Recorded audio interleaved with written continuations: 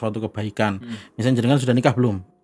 Nah, tapi belum sampai mau berkurban, jenengan sudah bablas.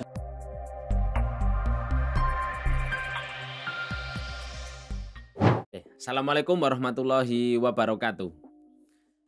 Jumpa kembali dengan kami di Mina Studio dalam program Si Paling Kepo, Ustadz Kepo dong. Oke, terima kasih. Ya, pada episode kali ini selain mungkin bajunya saya yang baru ya, ini baju kru baru, saya akan memperkenalkan hal-hal yang baru-baru juga nih.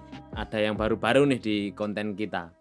Jadi pada episode kali ini, selain kita tentu akan membahas mengenai isu-isu, mengenai obrolan-obrolan topik tentang keagamaan-keagamaan yang ditanyakan oleh netizen-netizen kepada kami di akun kami, begitu ya, akun kami atau mungkin secara personal chat dan sebagainya. Tapi juga untuk awalan kami juga akan memperkenalkan sosok baru nih, tokoh baru di konten ini. Jadi di sini sudah ada Ustadz Bani. Yang akan mencerahkan kita semua, mencerahkan 9.000 follower, Ustadz. Masya Allah, banyak juga ternyata. Ya, mencerahkan yang akan siap mencerahkan 9.000 follower dengan pertanyaan-pertanyaan anehnya. Nah, Ustadz Bani ini adalah Ustadz yang pernah belajar, pernah studi di Darul Ifta Mesir, begitu ya, Tad? Jadi ya secara keilmuan sudah tidak perlu diragukan lagi. Kita simak bagaimana nanti jawaban-jawaban beliau ini yang memang secara makom sudah di atas menjawab pertanyaan-pertanyaan kalian yang menurut saya sangat aneh dan ya begitulah. Nah, salah satunya gini, Ustadz. Jadi kami menangkap ada satu pembahasan di yang tertangkap oleh tim Mina Studio begitu. Jadi salah satu pembahasannya adalah karena kayaknya ini mendekati Idul Kurban gitu ya, Ustadz. Jadi ada pertanyaan mengenai kira-kira bagaimana sih, Ustadz, kalau semisal ada di antara kita umat muslim itu membadalkan kurban untuk orang yang sudah meninggal. Misal kayak semisal simbah saya begitu, saya sangat mencintai simbah saya, atau mungkin saya ingin membadalkan kurban agar simbah saya ini bisa mendapatkan pahala begitu. Atau mungkin atau mungkin justru ada simbah saya memberikan wasiat gitu, pada saat saya meninggal cucu saya yang namanya Raka Julian ini harus berkurban atas nama saya gitu. Nah, ada wasiat, ada mungkin yang lain-lain, dan mungkin salah satunya juga itu tadi kecintaan gitu. Nah, mungkin dari pertanyaan tersebut itu jawabannya bagaimana, Ustaz? Bismillah wassalatu wassalamu ala rasulillah amma ba'd. Ini masuk pertanyaan yang aneh-aneh nggak, Mas? Enggak kayaknya. Enggak aman. Ya. Karena narasi di awal tadi kan pertanyaan yang aneh-aneh gitu ya. Di episode lain. Siap-siap aja, Tat. Berarti pertanyaan yang aman. Bismillah. Saya mencoba mengambil salah satu rujukan di kalangan teman-teman Muhammadiyah, terutama kita memang afiliasinya ke Muhammadiyah, yaitu di Tanya Jawab Agama. Di jilid 3 itu disebutkan bahwasanya bagaimana hukum ketika kita berkurban atas nama orang yang sudah meninggal atau di atas namakan orang yang sudah meninggal. Di situ diterangkan, kesimpulannya adalah tidak ada syariat yang tidak disyariatkan untuk berkorban atas nama orang lain, karena tidak ada contoh prakteknya secara langsung. Karena seperti itu, makanya di kalangan Muhammadiyah disebutkan di dalam Tanya Jawab Agama tersebut, tidak dibolehkan untuk berkurban atas nama orang lain kecuali dua keadaan. Keadaan yang pertama adalah ketika ada wasiat dari orang yang sudah meninggal. Misalnya sebelum meninggal mewasiatkan, saya pengen berkurban, tolong nanti berkurban. Nah, itu boleh. Yang kedua adalah dalam kondisi nazar. Terkadang beberapa kita bicara masalah nazar, orang bernazar kan terkadang untuk sesuatu kebaikan. Misalnya jenengan sudah nikah belum? Nah, misal belum nikah kan? Saya kalau nikah, saya akan nazar, kan saya nazar sesuatu yang baik kan. Saya akan berkurban. Ini ngapunten. Nazar akan berkurban. Ya. kemudian nikah nih. Ya. Seharusnya kan kalau nazar berarti sudah nikah berkurban kan? Ya.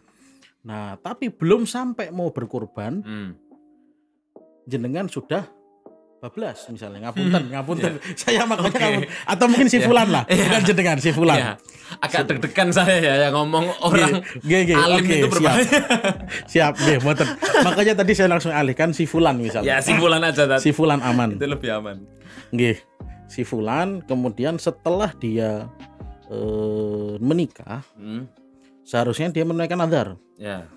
Nah, nazar kan dilaksanakan ketika nazarnya sudah terpenuhi. Kemudian ketika belum melaksanakan kok dia sudah kepundut. Oke. Nah, dia sudah kepundut bagaimana? Nah, kalau sudah kepundut namanya nazar itu harus dilaksanakan. Nazar yang sudah meskipun orang sudah meninggal itu turun kepada ahli warisnya. Jadi ahli warisnya lah yang menunaikan. Nah, di dalam dua kondisi ini maka boleh kita untuk berkurban atas nama orang yang sudah meninggal. Namun perlu dicatat ada satu perhatian di sini ketika berkaitan masalah nazar. Di dalam kitab-kitab disebutkan ketika orang bernazar berkurban itu tidak boleh memakan hasil kurbannya sama sekali.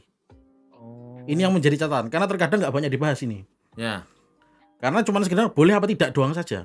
Tetapi ketika memang boleh kemudian dia nazar, di beberapa kitab disebutkan tidak boleh memakan daging kurban yang memang atas nama nazar. Itu tidak boleh memakan sedikit pun di sini. Harus semua diinfakkan ke fakir miskin. Oke. Jadi seperti itu catatan yang perlu diperhatikan. Ketika memang ada orang memang ingin berkorban atas nama orang lain, ketika memang ada nazarnya, berarti nazar dia tidak boleh makan dari situ. Murni dibagikan ke orang. Oke. Itu menjadi catatan penting karena banyak nggak membahas itu. Oh ya, oke, sudah jelas ya terkait duduk perkaranya begitu. Jadi mungkin dalam konteks Muhammadiyah gitu ya, ditanya jawab agama, di situ sudah disebutkan nih boleh, asalkan atau tidak boleh kecuali nazar. Yang kedua adalah tadi wasiat. Nah, tapi kalau nazar tadi ada catatannya, hasil dari daging kurban itu tidak boleh dimakan oleh ahli warisnya sendiri gitu ya, Tat? Dibagikan kepada fakir miskin begitu ya. Nah, begitu. Nah, tapi Ustadz, kalau semisal ada nih di antara kita ini bukan nazar gitu. Ya memang misal katakanlah saya gitu, saya sudah meninggal. Nah, saya ini cinta banget Ustadz, seperti yang saya sampaikan tadi, saya cinta banget sama simbah saya. Kemudian saya ingin nih berkorban atas nama beliau karena atas dasar kecintaan saya mengirim pahala dan lain sebagainya. Nah, itu kira-kira gimana Ustadz? Apakah ada alternatif atau ada referensi lain begitu? Oh gitu, berarti kita ingin memperluas nih. Ya, kita coba memperluas. Bukan hanya di kalangan Muhammadiyah. Ya, tadi untuk Muhammadiyah seperti itu gitu. Nah, coba kalau misal kondisinya seperti ini gitu, itu kira-kira gimana? Berarti kalangan Muhammadiyah yang itu tadi aja ya? Ya, berarti gitu ya teman-teman Muhammadiyah, pokoknya yang awal tadi. Nah gitu, ini referensi lain. Oke, kalau memang mau diperluas referensi lain, itu jika kita dikumpulkan dari 4 mazhab kurang lebih, mungkin kita simpulkan 4 mazhab saja yang memang mazhab representatif dalam Islam. Itu 4 mazhab ini disimpulkan menjadi 3 hukum. Jadi yang pertama sama kayak Muhammadiyah tidak boleh. Ini perwakilannya adalah mazhab Syafi'i. Ini disebutkan kalau mazhab Syafi'i itu tidak boleh kecuali nazar dan wasiat, sama kayak Muhammadiyah. Secara pendapat ya. Kemudian yang kedua di kalangan Hanafiyah dan Hanabilah. Kalau Hanafiyah berarti siapa? Imam Hanafi. Oke, Abu Hanifah. Imam Abu Hanifah. Oke. Kalau Hambaliyah, nama panjangnya Imam Hambali. Nama panjangnya Ahmad bin Hambal. Oh ya, Ahmad bin Hambal. Biar sekaligus moderatornya belajar langsung bersama. Betul. Jadi yang kedua adalah boleh. Hal ini didasarkan karena memang prakteknya Abu Bakar itu pernah berkorban, satu atas nama dia, kedua atas nama Nabi. Bahkan di beberapa kitab disebutkan Nabi Muhammad SAW itu pernah berkurban 2 kambing, yang mana 1 kambing untuk beliau, satunya lagi untuk umat muslim yang belum pernah menunaikan kurban. Banyak banget dong. Nah, karena banyak banget, masuk di dalamnya yang hidup dan yang Oh iya, yang meninggal. Yang udah nggak secara ada logika gitu. semacam itu Iya, kan. iya, iya. Siapapun yang kan dia sudah Islam, kemudian Ya. meninggal kan ada. Ya. Siapa tahu dia belum pernah berkurban. Berarti kalau dari perkataan Nabi masuk apa tidak? Ya, masuk. Masuk kan? Nah, masuk. Inilah yang menjadi landasan kenapa dibolehkan. Oh, itu tadi yang mazhab Hambali Hambali. Ahmad bin Hanbal sama Hanafi. Hanafi. Kemudian yang terakhir adalah makruh. Yang makruh ini dia dari kalangan mazhab kurang 1 berarti apa? Maliki. Kalau Maliki memakruhkan. Jadi karena ada 3 pendapat tadi, ketika memang sudah ada rasa yang tidak tertahan, ingin benar-benar membantu atau hadiahkan atau memberikan persembahan apa ya yang bisa kita bantu untuk orang yang sudah meninggal gitu kan, dengan berkorban memberikan pahala dan sebagainya, ya caranya adalah silahkan berkorban tapi mengatasnamakan orang yang sudah meninggal dengan landasannya adalah mengikuti pendapatnya Imam Hanafi dan Imam Ahmad bin Hambal. Nah, jadi monggo saja, tapi ini bukan yang pertama tadi ya. Kalau Muhammadiyah yang pertama tadi kan. Tapi ketika memang rasa itu sudah tidak bisa ditahan, harus pengen gini, aku pengen gini gitu kan. Yo masa bener-bener tidak memberikan ruang sama sekali. Justru di sini malah kita melihat apa yang dinamakan dengan ikhtilaful ummati rahmah. Apa artinya, Mas? Mu'alimin kan? Jadi saya sesuai porsi aja moderator. Siap. Perbedaan di kalangan umatku itu adalah rahmat.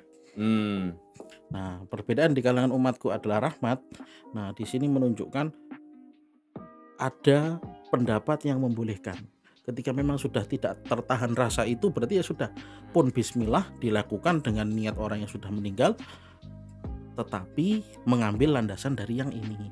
Nah, di situ kan berarti kan masya Allah, Islam tuh rahmat sekali gitu loh. Bagi siapapun yang ingin menunaikan, yang ingin beribadah gitu kan, memberikan ruang gitu. Nah, karena seperti itu jadi salah satu alternatif, tapi bukan yang tadi pertama tadi ya. Jadi seperti itu mungkin kesimpulannya. Monggo silakan disimpulkan jenengan. Ya, ini agak berat. Jenengan kan itu. Iya, ini agak berat ya. Jadi kesimpulannya jelas, kalau semisal dalam konteks Muhammadiyah itu tidak boleh, tapi diperbolehkan ketika itu nazar, dan yang kedua adalah wasiat.